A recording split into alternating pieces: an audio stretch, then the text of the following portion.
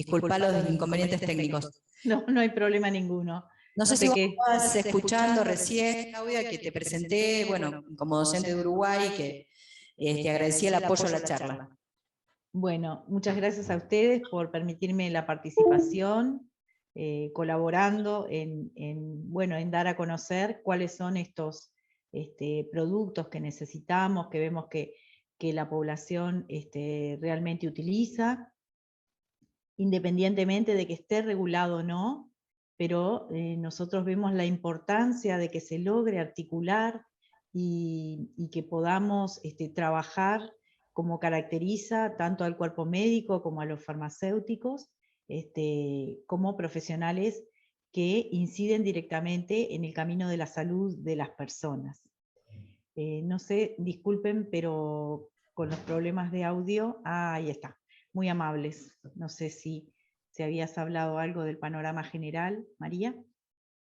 Bien, sí, bueno, el panorama general, sí, lo comenté, y llegamos hasta pero vos tenías como si fuera un modo de expresar todo este tema del panorama general, que me gustaría que lo vuelvas a hablar, el tema de los porcentajes mundiales, que me parecieron súper interesantes. Y yo hablé ya del tema de la Sociedad Británica y del Hospital de Londres. Si quieres, Bien. atrás en la otra diapositiva. Sí, podemos ir un poquitito para atrás dentro de las diapositivas. Para atrás. ¿Y de dónde apunto? A la que decía panorama general, creo que eran dos, para el otro lado.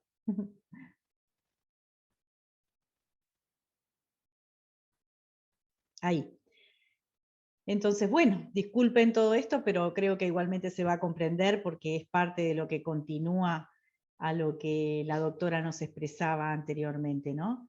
Es importante dar un panorama general que nos acerque que la medicina tradicional y complementaria e integrativa está presente en todos los continentes, ¿sí? Hay muchos de ellos, en muchos de los países, está integrada en los sistemas de salud, pero en muchos de otros no se incluye dentro de los sistemas de salud, sino que se brinda por médicos en su consulta privada, ¿no? Pero igualmente hay más de 100 países que la tienen reglamentada, es decir, tal vez no incluida dentro de los sistemas de salud, pero sí un marco regulatorio que permite el trabajo del médico y el trabajo de los farmacéuticos en la elaboración de productos que son utilizados por la medicina tradicional y complementaria. Como bien decía la doctora, dentro de la medicina tradicional nosotros vamos a incluir todas aquellas prácticas que son realizadas por las poblaciones de origen de los distintos países.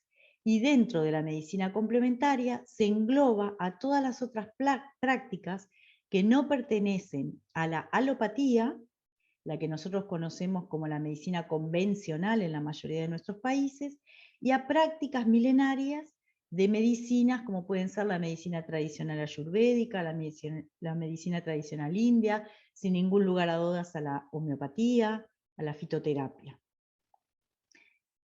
Dentro de este panorama general, la atención de las personas a través de la medicina tradicional y complementaria representa para América Latina un 80%.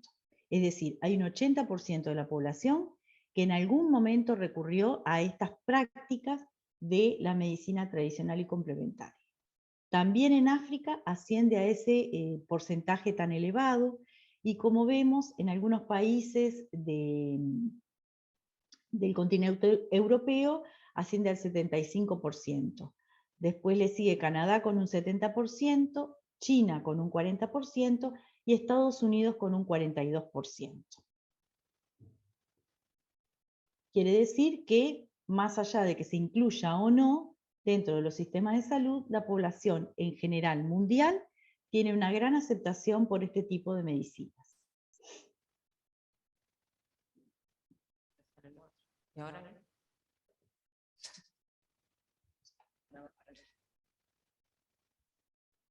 Un minutito que vamos a pasar a la siguiente. Bueno, en esta habíamos hablado ya de que habían 5 hospitales en Gran Bretaña, de los cuales este es el hospital de referencia, y también habíamos hablado de que la sociedad británica demanda mucho esta disciplina y que es muy reacia a prescindir de ella.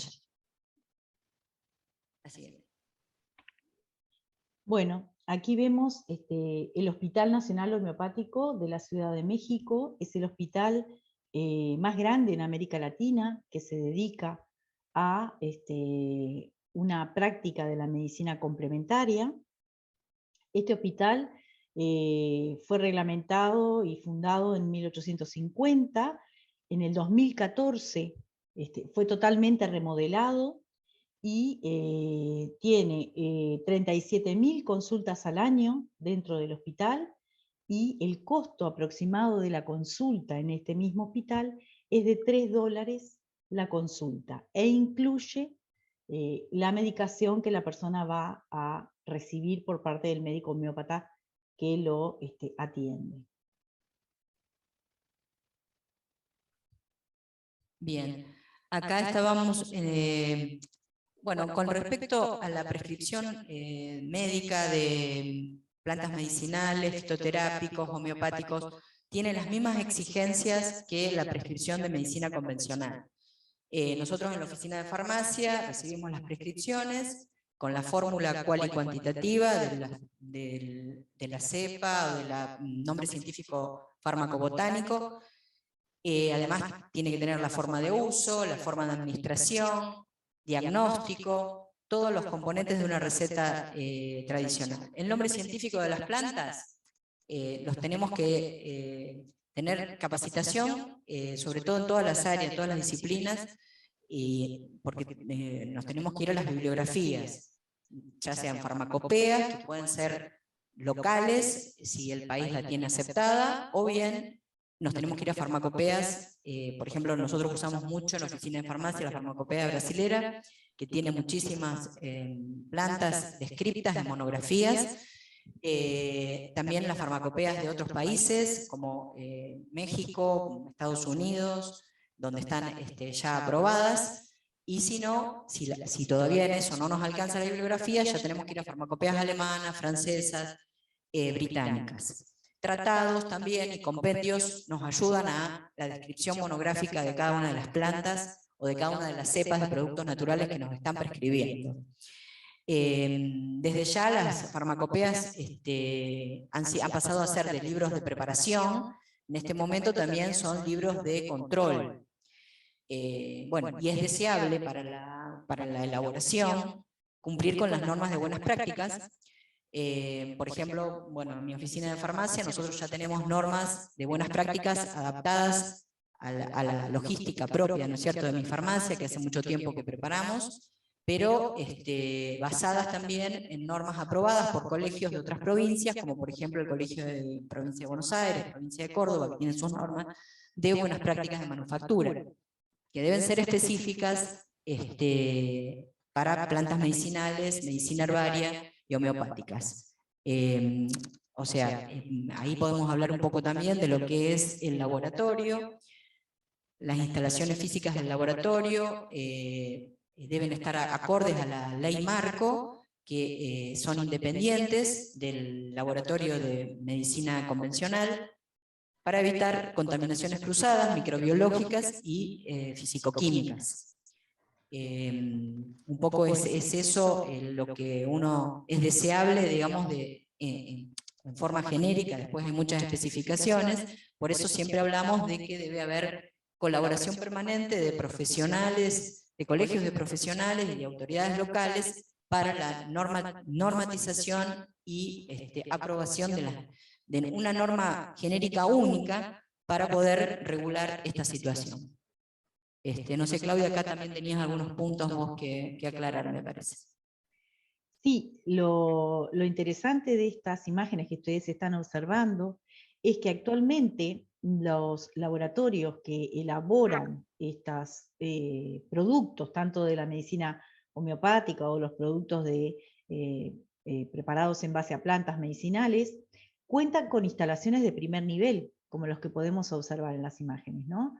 Donde el personal no solamente está capacitado, como nos informaba María Eugenia, sino que, como vemos allí, cumple con todos los requisitos de un laboratorio moderno, ya sea desde el punto de vista de la formación de las personas, desde las instalaciones, como las estamos observando, desde los equipamientos, y sin ningún lugar a dudas desde los controles de calidad.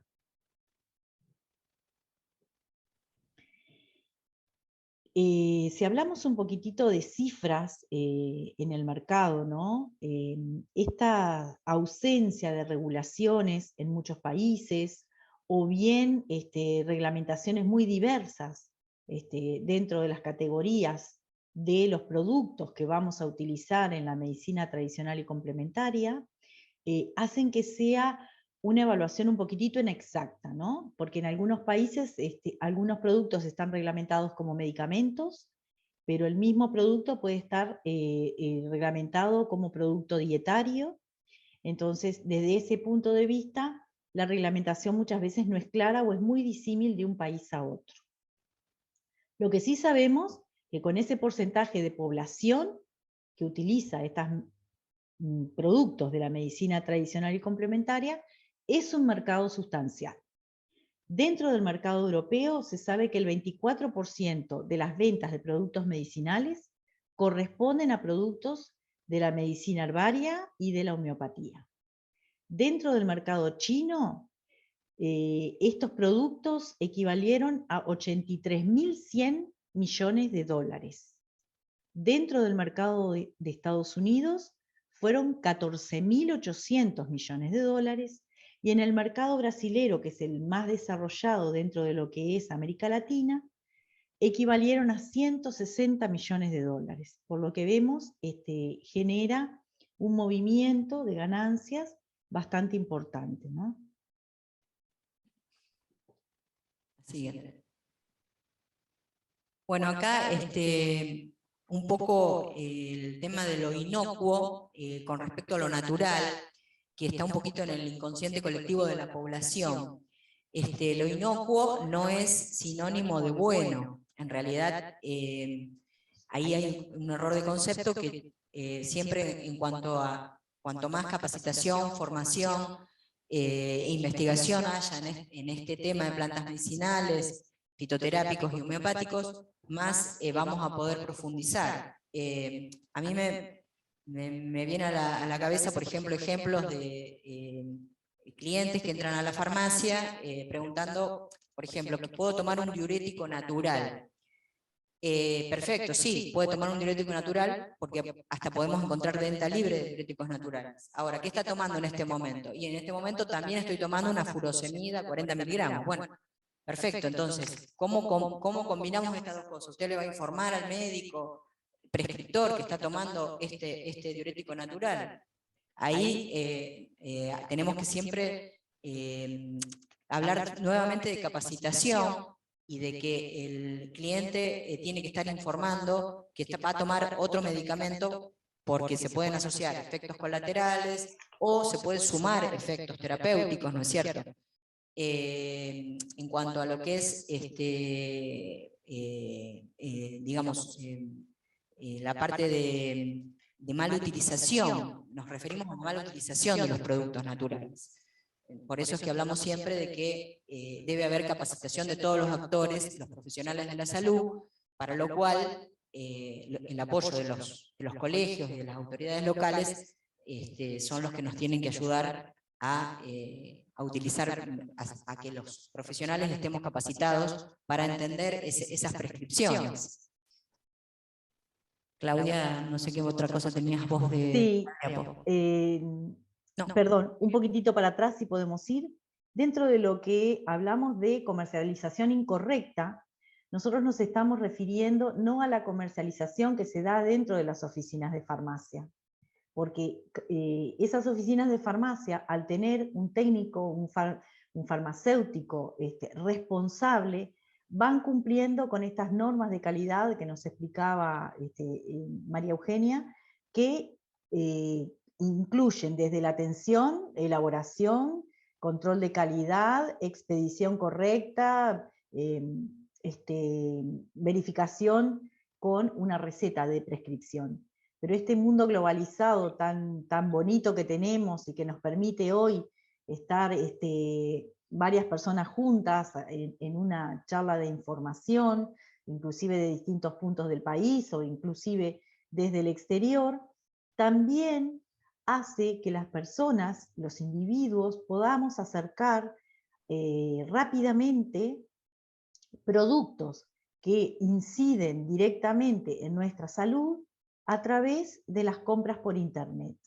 Y ese tipo de compras muchas veces escapan a las regulaciones que pueda tener el mercado. Entonces, teniendo una regulación clara y fuerte, también incide directamente en un riesgo de que una persona adquiera un producto que realmente no sea beneficioso para su salud. Y vinculando esto de riesgos identificados, la depredación y la desaparición de especies vegetales, sobre todo, tal como lo mencionaba la doctora, que me encantó esa última frase que ella dijo de que la homeopatía es amigable con el medio ambiente, sin ningún lugar a dudas por su proceso de elaboración, también se ha visto la depredación de algunas especies vegetales con el consiguiente riesgo de su desaparición, ¿no? Justamente por una mala práctica desde el punto de vista de la recolección y el cultivo de esas plantas medicinales.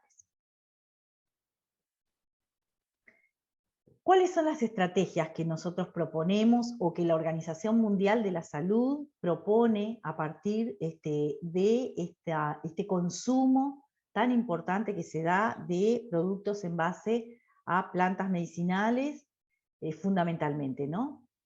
Lo primero que propone es la intensificación de la cooperación y el intercambio derivadas de la experiencia. ¿Esto a qué nos refiere? Ya sea a prácticas de cultivo, a prácticas de elaboración, al estudio de las distintas plantas medicinales y cómo van incidiendo dentro de la salud de las personas, la armonización de los reglamentos sobre medicamentos y productos herbarios, comenzando por armonizaciones por regiones y que después podamos, sin ningún lugar a duda, ampliar esas armonizaciones a los distintos continentes. Para esto, la Organización Mundial de la Salud siempre genera directrices, ¿no? Que es importante que nosotros las conozcamos. Las primeras que identificó a partir del año 2003 fueron las buenas prácticas de recolección agrarias y recolección de plantas medicinales, ¿no? De manera de justamente evitar esto que decíamos anteriormente de la depredación de las distintas especies. Tenemos también la Reguladora Internacional de Cooperación de Medicinas Herbales, que fue creada en el año 2006 con 34 miembros y que Argentina también integra y que es responsable justamente de ir estudiando esas regulaciones. También nos basamos en la Cooperativa Europea de Sociedades de Fitomedicina, la llamada SCOP, que hace un estudio pormenorizado de las plantas medicinales, sus controles de calidad, sus dosificaciones de principios activos y sus sugerencias de prescripción y dosificación. La Comisión E alemana es similar a la anterior y ya se cuenta con 410 monografías completas que incluyen todos estos aspectos de 380 plantas medicinales. También dentro de Latinoamérica contamos con la Sociedad Latinoamericana de Fitomedicina, que tiene el apoyo, brinda apoyo a los distintos procesos que podamos hacer de inserción de plantas medicinales dentro de la atención primaria de la salud.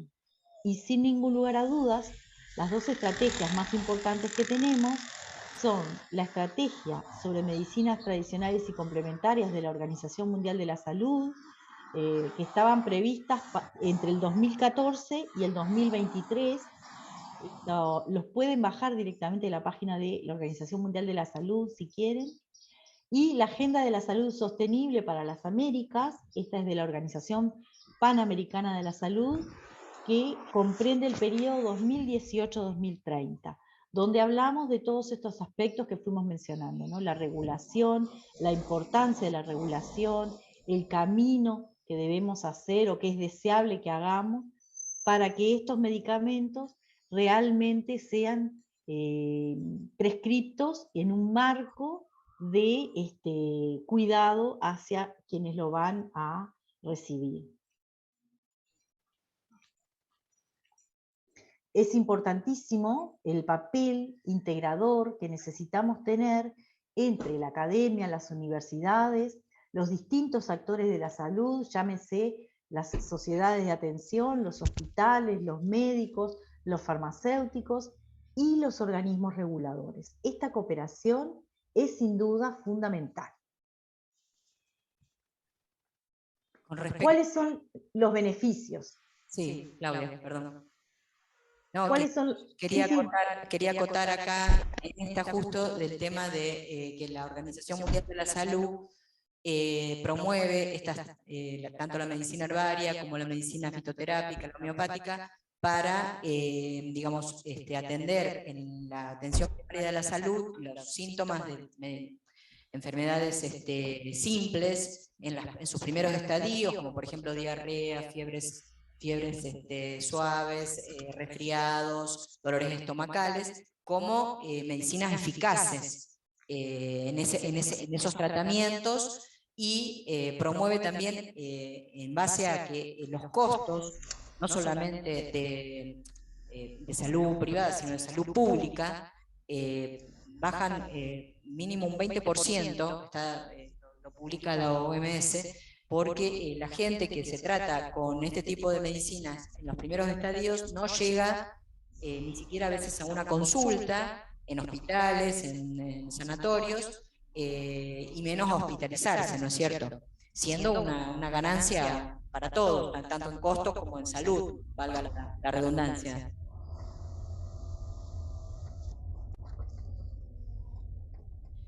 Sí, sin duda, y además puede haber un estudio y desarrollo de los recursos propios de cada país. Sabemos que nuestras plantas medicinales un poquitito más al sur son diferentes, algunas de ellas, de las plantas medicinales que pueden tener países más al norte de Latinoamérica. Entonces, eso va a posibilitar la inclusión de distintos profesionales, ¿no? De los médicos, de los farmacéuticos, de los botánicos, de los agrónomos, de los especializados en recursos naturales, para trabajar en conjunto a fin de poder desarrollar estas prácticas, ¿no? Y la posibilidad de generar fuentes de trabajo en cada comunidad, ya sea a través de el cultivo, la recolección, el secado y toda la preparación que necesitamos de la medicina herbaria antes de que llegue a la oficina de farmacia y antes de que podamos elaborar un producto de calidad que va a ser entregado a los distintos clientes de farmacia, pacientes del médico o naturópata o terapeuta que esté prescribiendo esas medicinas.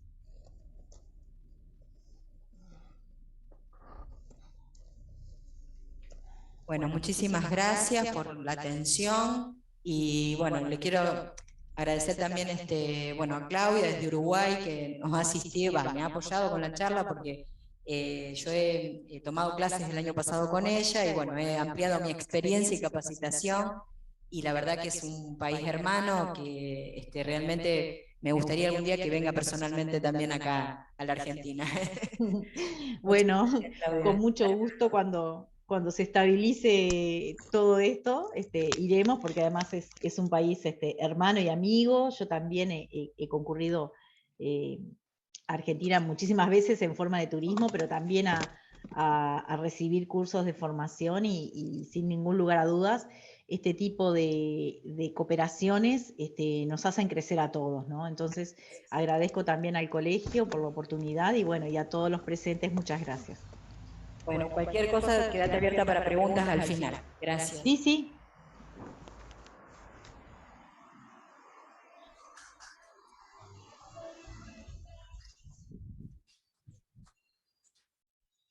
generales.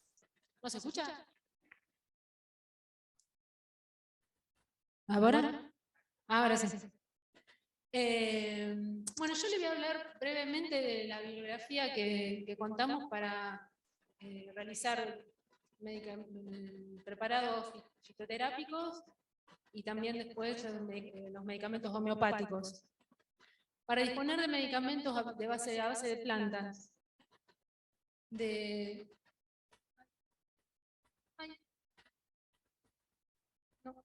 era al revés. Ahí está. No, la primera. Ahí está. Para disponer de medicamentos a base de plantas con calidad, seguridad y eficacia, es necesario disponer de herramientas de información rigurosas y fiables. Bueno, en nuestro país... Ay, ¿me pasa la otra? La otra no me pasa. Sí.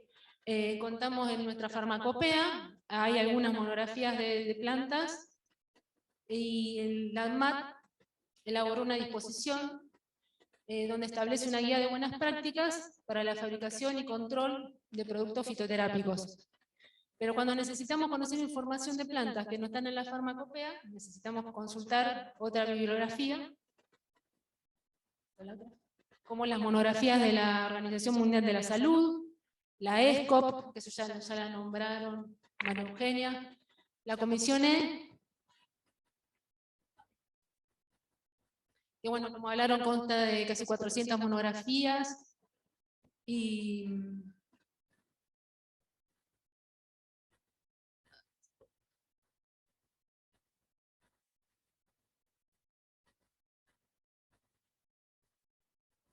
bueno, toda esa información nos sirve para poder estar capacitados para exigir también en los productos que compramos calidad y que nos manden los protocolos.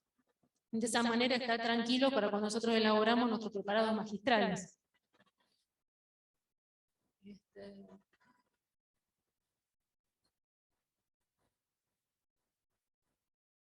Pásame la... No lo voy cambiando de acá como hizo Diana.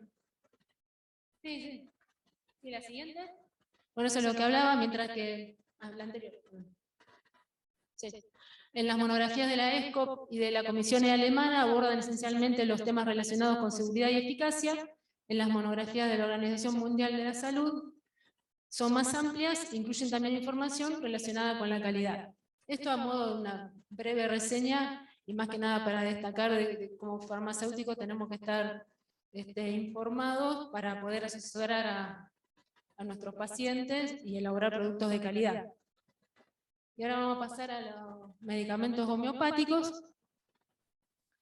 Las reglas y principios de elaboración de los medicamentos homeopáticos se encuentran en las farmacopeas homeopáticas.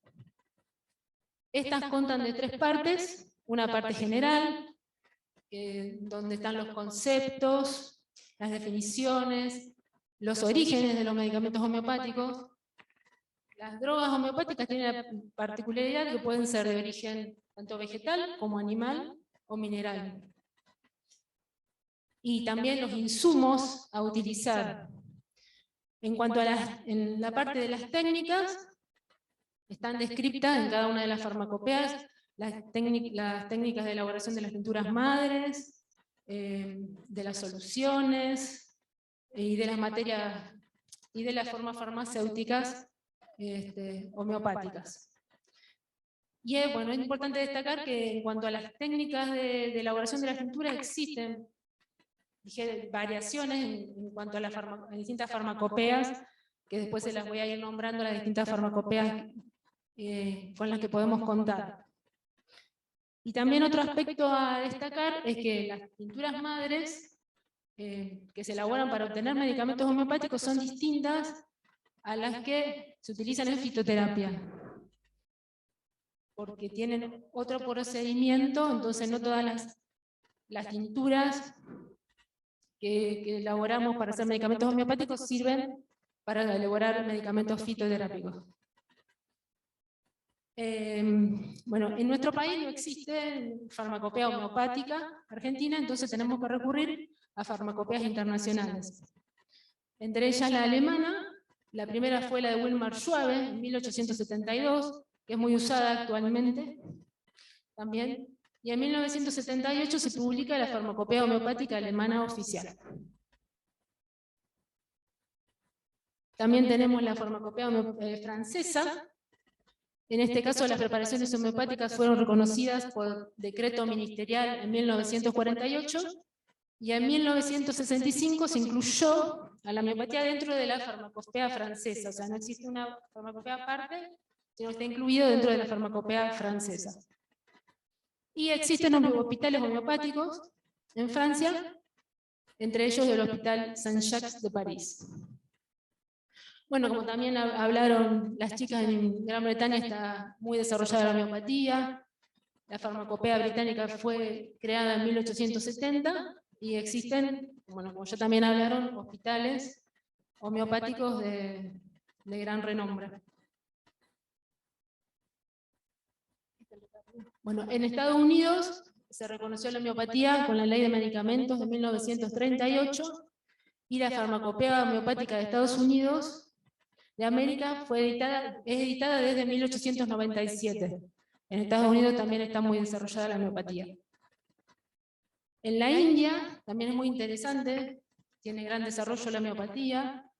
La primera edición de la farmacopea de la India es de 1974, y también existe mucho trabajo en investigación, como nombró Diana, en cuanto a la homeopatía. También tenemos la farmacopea homeopática mexicana. La farmacopea oficial fue editada en 1998, pero hay otras farmacopeas anteriores que también son utilizadas, como la de Sandoval, la de Uribe, que son farmacopeas también reconocidas y que son muy utilizadas. Y en cuanto a Chile,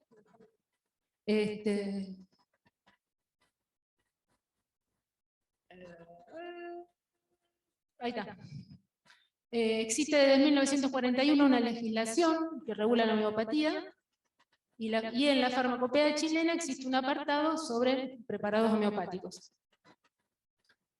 Y en Brasil también está muy desarrollada la homeopatía. Fue introducida en Brasil en 1840 por el médico francés Dr. Bernard Jules Mure, y la primera edición de la farmacopea homeopática brasileña data de 1977, y hasta la actualidad hay 3 ediciones. Bueno, acá yo le había traído un ejemplo de una monografía de la farmacopea homeopática brasilera, que es de Árnica Montana, no se llega a ver, pero bueno, como para leer a ver las partes, pero no sé si se ve. Bueno, yo acá la imprimí porque me imaginaba que no se iba a ver. Primero tenemos las sinonimias homeopáticas, porque muchas veces en homeopatía se puede nombrar con distintos sinónimos los medicamentos. En la parte empleada, la descripción en este caso de la planta, la parte utilizada de la planta, cómo es la preparación de la tintura madre, que siempre se refiere a la técnica que está descrita en la parte, ¿no es cierto?, de las técnicas de las farmacopeas, los ensayos de calidad que se le realizan a la tintura, y después cómo se llega a las dinamizaciones homeopáticas, que eso es la particularidad que tienen los medicamentos homeopáticos, como también ya hablaron, que no pueden ser sometidos a los mismos controles de calidad de que los medicamentos alopáticos, porque justamente por su método de preparación son diferentes. Los medicamentos homeopáticos se someten a un proceso de dilución y de succión, obteniendo las dinamizaciones con las que luego vamos a elaborar las distintas formas farmacéuticas homeopáticas, como pueden ser gotas, glóbulos, tabletas, cremas. Y bueno, todo está especificado en las farmacopeas homeopáticas.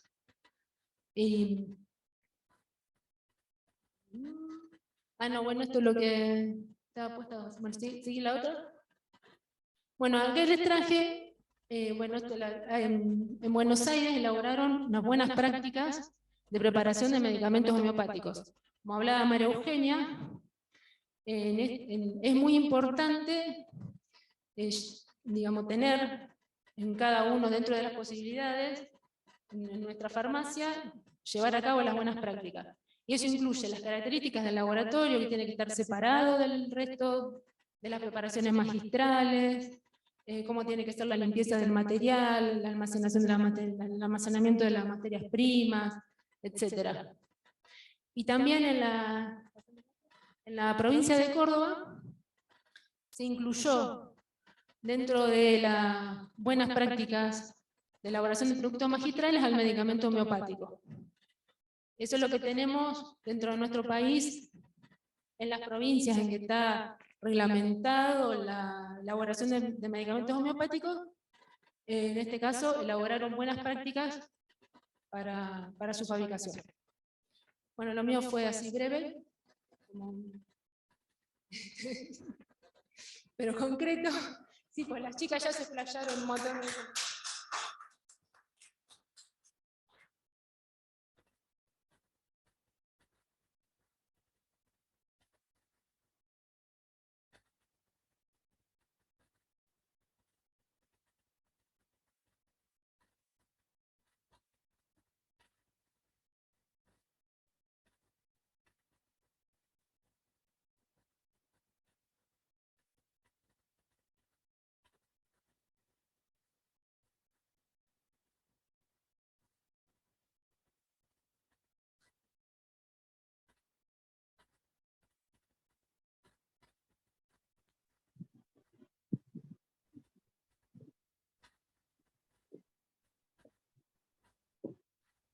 Hola, hola.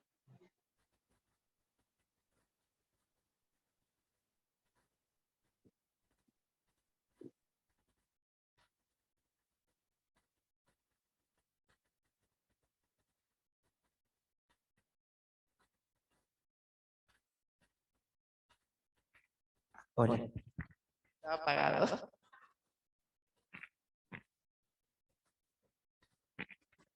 Bueno, la pregunta fue, perdón, ¿tu nombre? María Cecilia. Ella había preguntado si, cuál era el riesgo de que los laboratorios fueran compartidos, ¿no? Con medicina convencional y medicina herbaria y homeopática. Sí, dale. Es más que nada por la característica del medicamento homeopático, que si tenés cerca solventes o olores fuertes, puede afectar, como nosotros estamos trabajando con energía en los medicamentos homeopáticos, entonces a ese nivel puede afectar.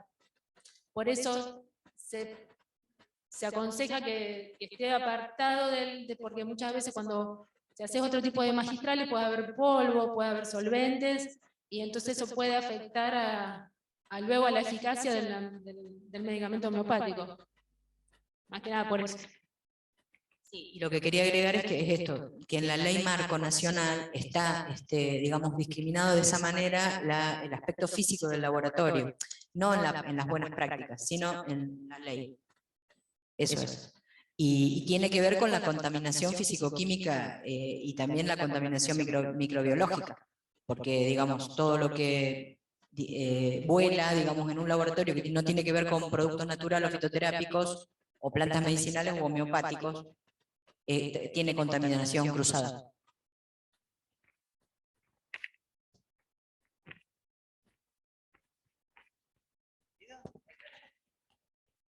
Muchas gracias por esta oportunidad. Quería saber qué se le puede decir al cliente potencial para que esa preparación homeopática no sufra alguna alteración. Dado que se recalcó que se trabajan con energías, que hay que tener cuidado con los solventes y demás. ¿Qué se le tiene que decir al paciente cliente? ¿Qué tipo de cuidado tiene que tener con eso? Porque a lo mejor de la farmacia sale en forma perfecta, pero ¿qué pasa con los celulares? ¿Qué pasa con la tele? ¿Qué pasa con la cocina de una casa? ¿Qué se le tiene que decir? Sí, digamos, la parte digamos, ya son detalles muy específicos de esto. Pero en cuanto a la conservación, primero, yo lo que por lo menos recomiendo en la oficina de farmacia mía es, vamos a lo básico, el tema de que esté al abrigo de la luz y que no esté en lugares que le dé humedad. Eso con respecto a la energía, sí, ya tienen, hay, digamos, cuestiones que tienen que estar lejos del microondas, de los teléfonos celulares y eso. Pero además, lo que hay que tener en cuenta de esto es que el vehículo tiene un vencimiento. O sea, el vehículo que está preparado, no es que el producto es una fórmula magistral. Como fórmula magistral hay que darle un plazo de no más de 30 días, ya de por sí. Pero igualmente, las recomendaciones, sí, como bien vos dijiste, de estar lejos de toda fuente de luz de energía del sol, sobre todo al abrigo de la humedad también, lugares secos, y que el vehículo esté intacto. Digamos. Y después hay otras especificaciones que también los doctores les indican, como no tocar los glóbulos con los dedos, las gotas no tocarlas con la lengua, sino directamente ir debajo de la lengua sin tocar el gotero. Bueno, eso es justamente para evitar, primero, que el producto sea de calidad todo el tiempo, y además que el tratamiento tenga efecto, sea efectivo, y además que no haya contaminaciones.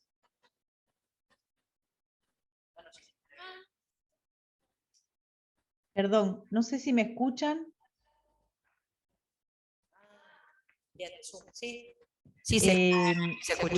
Quería agregar algo a esto último que decías, María Eugenia, y es que por eso es tan importante que los medicamentos que son elaborados, los medicamentos energéticos, particularmente lo que es el medicamento homeopático o los sistemas florales, que también incluiríamos dentro de las medicinas complementarias, sean elaborados por personal idóneo, porque se ha logrado medir la energía que emana de esos productos, y cuando no están bien elaborados, la energía la podemos medir a través de una cámara Kirlian, es muy baja con respecto a un producto bien elaborado.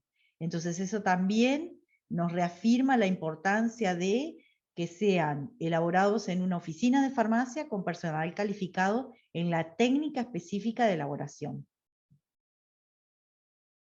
Bien, Claudia, gracias. No sé si hay alguna otra pregunta. Por ahí, Cristian.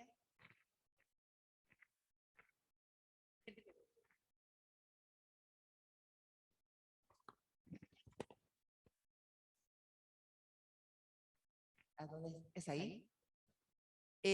Acá hay una pregunta que están haciendo. ¿Qué ley nos cubre a los médicos y a los farmacéuticos? Subilo. ¿Qué ley nos cubre a los médicos y a los farmacéuticos? ¿Qué ley nacional es? ¿Y esa ley es de orden público? ¿La podemos acatar las provincias? Sí, no recuerdo la ley. Sé que es de muchos años atrás y que la sacó, está publicada, por supuesto.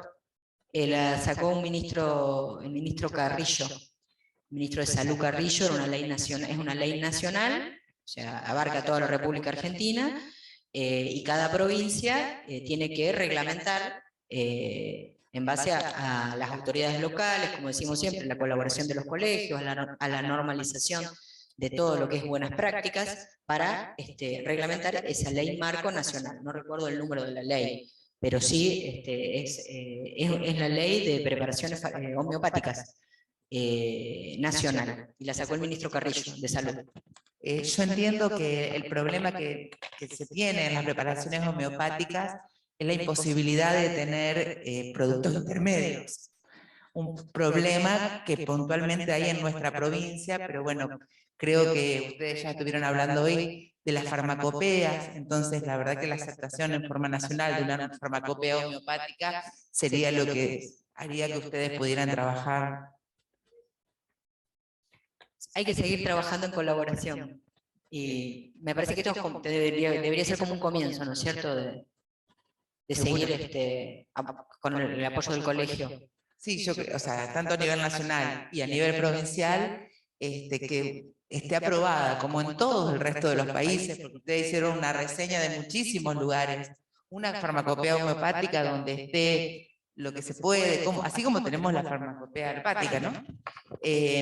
Y bueno, por supuesto, para poder trabajar mejor la aprobación del producto intermedio, que hoy está cuestionado. Sí, bueno, yo aprovecho también para volver a agradecerte personalmente, Claudia, más allá del que lo hicimos previamente, porque es invaluable tener el apoyo de los colegios profesionales y, como decimos, empezar a trabajar, sumar esfuerzos y energías, porque más allá de esta legislación vigente y de que hubo un avance muy interesante cuando funcionaba el Mercosur, en el cual estuvimos muy cerquita de poder adherir, digamos, a toda la documentación y a la legislación internacional, pero bueno, lamentablemente eso quedó en stand-by.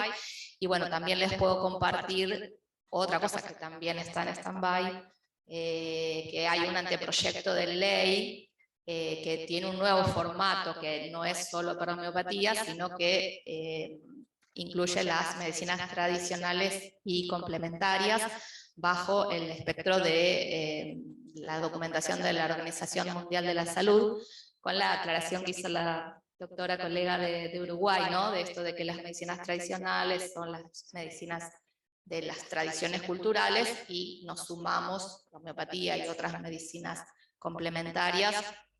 Esa ley sería como un gran paraguas, ¿no? Después, cada provincia, sabemos por las características de nuestro país, deberíamos adherir, ¿sí? a esa ley marco, pero bueno, está en stand-by, pero creo que con este puntapié que estamos haciendo hoy, reiniciando. Empezando, yo les pedí que este año hagamos algo para que el año que viene se pudiera crecer. Exacto.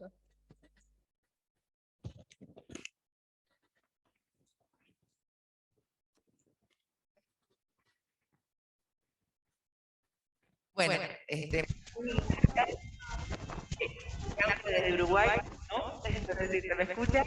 Gracias a ustedes por esto, gracias a todos por estar en estas charlas. Insisto, lo que dije recién, yo les pedí si podíamos hacer una charla de inicio este año, que ya se nos termina, pero como para que el año que viene podamos empezar a pensar en charlas más específicas, ¿no?